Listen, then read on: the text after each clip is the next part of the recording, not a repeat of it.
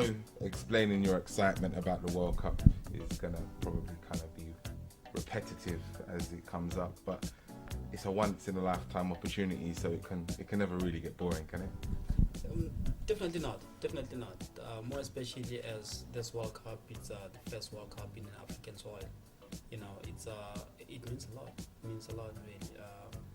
That's why actually I feel like every African person should really make sure that you know they become part of this, because really it can be a one-time thing. You know, there's so many countries who really want this opportunity, but the fact that South Africa, it's the one that is chosen. We've got to really make sure that it leaves a legacy. As captain, extra special for you, I suppose. I mean, when you were growing up as a youngster with aspirations to be a footballer, to travel the world, to be a captain of his national side, did you ever think that it'd really come true? To be fair, I always actually loved to be one of the important people in South African football, but I never thought it would be as much as it is right now, more especially at the young age, and most of all, really, being the captain of the national team. I always looked upon a lot of people in South Africa.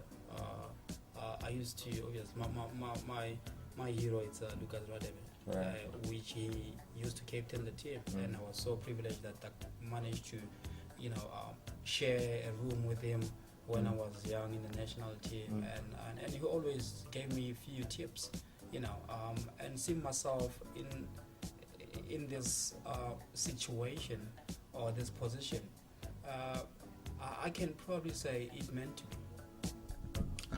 It's looked upon as a big thing to be the captain of your country, and you mentioned Lucas Radebe, who I know is revered in South Africa, not least because of what he went through towards the end, in recent years.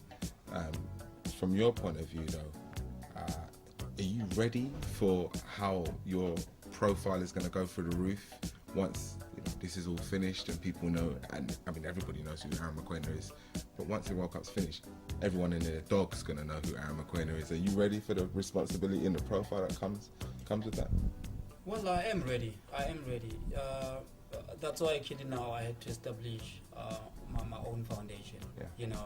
That actually it's something that I will be really focusing on after the World Cup. I thought this is the right timing for me to launch this this foundation and establish it while the focus is in South Africa. Tell me a bit about what the foundation is going to do, because I know the extent of what you want to achieve is probably wide and varied, but just narrow down a few things of what the foundation is directly going to influence.